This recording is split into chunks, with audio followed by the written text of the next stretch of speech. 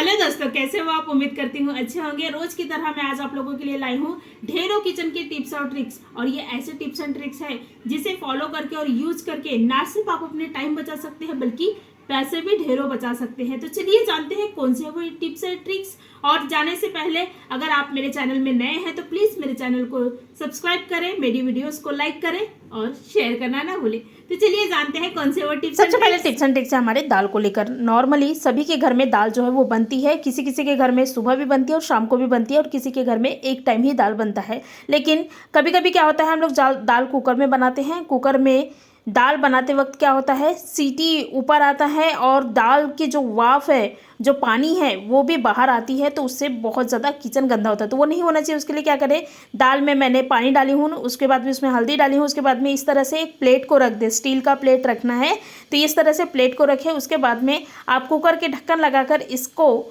गलाओगे या फिर पकाओगे तो आपकी जो पानी है वो ऊपर बिल्कुल भी नहीं आएगी। जैसे कुकर के ऊपर आता है ना पानी और पूरा गंदा हो जाता है, तो वो बिल्कुल नहीं आएगी। तो इस तरह से आप छोटे से उपाय कर सकते हैं। तो आपने देखा मैंने किस तरह से दाल के अंदर एक छोटा सा प्लेट लगा रख कर इसको पकाई हूँ। तो इससे मेरे जो कितने भी सीटी आएंगे तो बिल्कुल दाल जो है वो बाहर नहीं आएगी, दाल की पानी बाहर नहीं आएगी और मेरे किचन और गैस दोनों भी गंदा नहीं होगी। तो इस तरह से आप छोटे से उपाय कर सकते हैं। छोटे हैं लेकिन बहुत ज़्यादा काम के हैं और आपका काम आसान करने वाला है। नेक्स्ट है हमारे टिप्स एंड ट्रिक्स है तुरई की सब्जी को लेकर, या फिर आप किसी भी सब्जी ले सकते हैं। मैं तुरई की सब्जी ली हूँ। जब भी आप सब्जी बनाते हैं तो सब्जी हम जब फ्राई करते हैं तो क्या होता है, तेल में जब डालते हैं कुछ चीज़ें जैसे प्याज या फिर कुछ भी डाले तो उसमें क्या होता है, बहुत ज़्यादा मतलब कि तेल जो है वो हमारे ही आंख पे उधर कर आता है। तो वो नहीं आना चाहिए। उसके लिए क्या करें, हल्दी डालना है। थोड़ा सा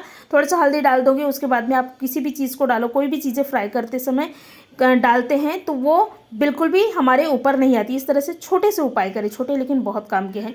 नेक्स्ट हमारे टिप्स एंड ट्रिक्स है रोटी को लेकर। अक्सर सबके घरों में रोटी बनती है, सुबह शाम रोटी भाई बनाने ही पड़ते हैं। लेकिन कभी कभी क्या होता है, कोई क्या करते हैं, गैस में ही रोटी सेकते हैं। तो ये बहुत गलत चीज़ें हैं।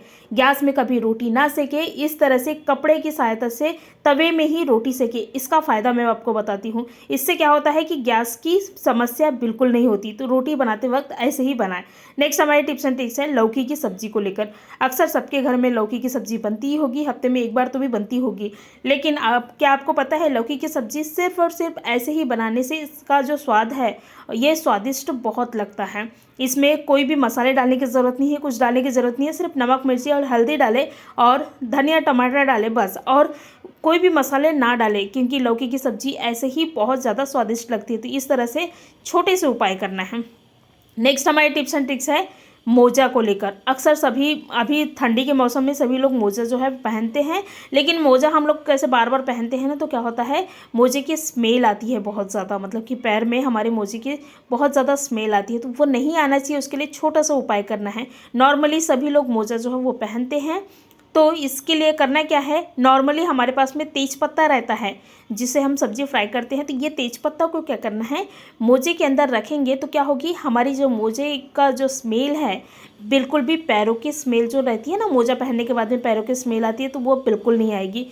तो आप क्या करना है, मोजे जब आप पहन रहे हैं तो उसके ये जो तेज पत्ता है उसको क्या करना है, देखिए इस तरह से नीचे में रखना है। पैरों की जो नीचे रहता है ना तलवे, तो उसमें रखना है और आप मोजा पहन ले।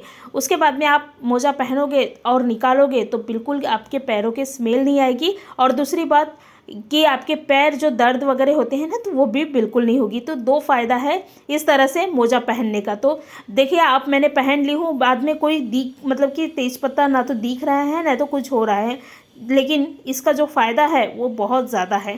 तो इस तरह से आप छोटे से उपाय कर सकते हैं। छोटे से है लेकिन बहुत काम के भी हैं और आपके पैसे भी बचाने वाले हैं। क्योंकि पैर दर्द होता है तो हम नॉर्मली दवाखाना जाते हैं, तो इससे आपके पैसे भी बचत होगी। धन्यवाद।